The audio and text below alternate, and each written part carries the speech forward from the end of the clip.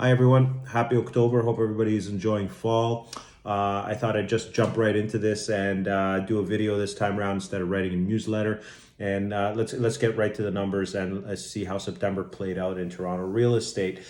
Sales are down 44% compared to last year, September, which is obviously a huge drop. A lot less transactions. This also happened in August. This was 2 months running now with 20-year lows, 2 months running with over 40% drops in transactions, and those are 20-year lows. So, as that stat alone to unpack it, there's not a ton of activity out there. The summer was quiet. August was very quiet. September as well has been quiet.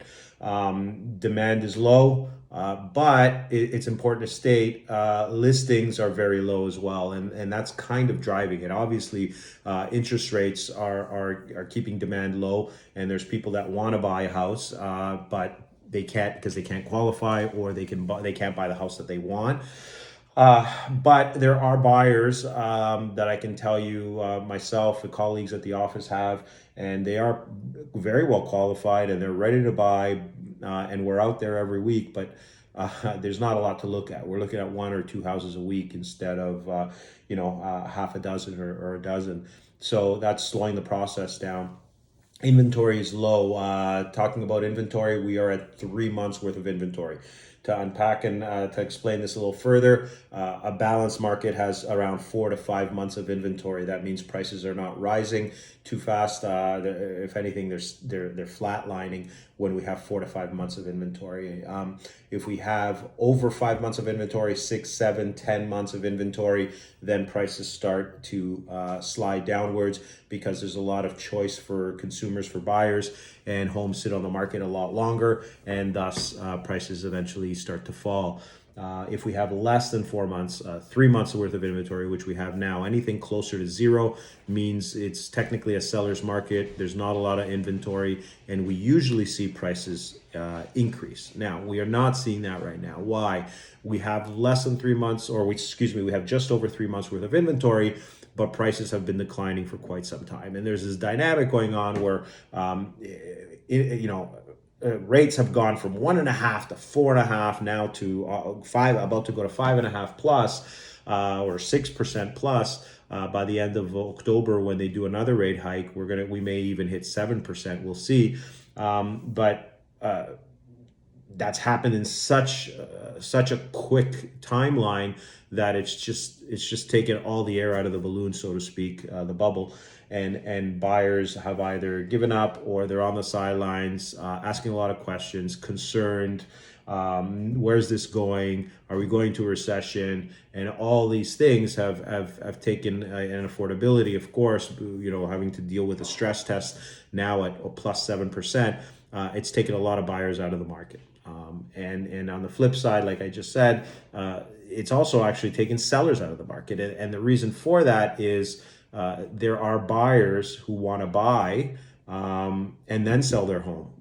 The thing is, they want to do it exactly like that. They want to buy first and then sell. Why? Because in the past, we've sold first and then we've bought, because it was fairly safe. You could put up your house on the market, maybe get a bidding war, and you get a 90-day closing. Seller controls everything, and then you're off and running, and you go buy your home.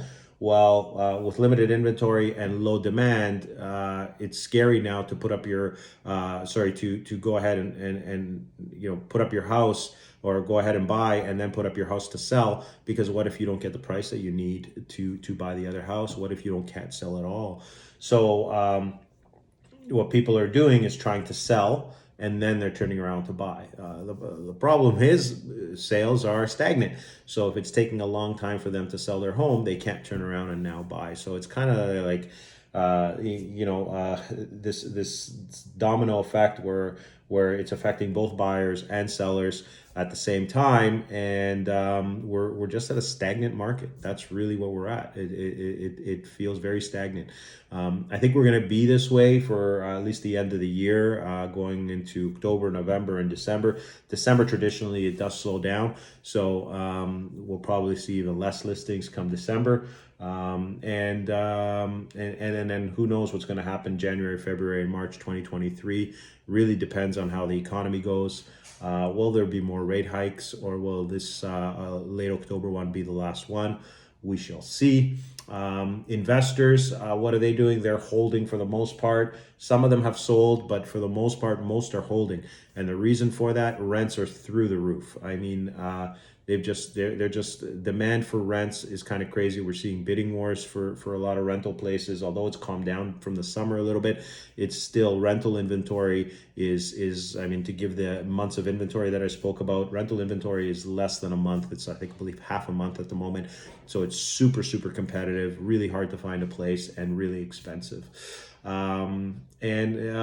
We'll see, but at the moment, even investors are holding off, even with the higher rates. I suspect that this is going to take a while to play out.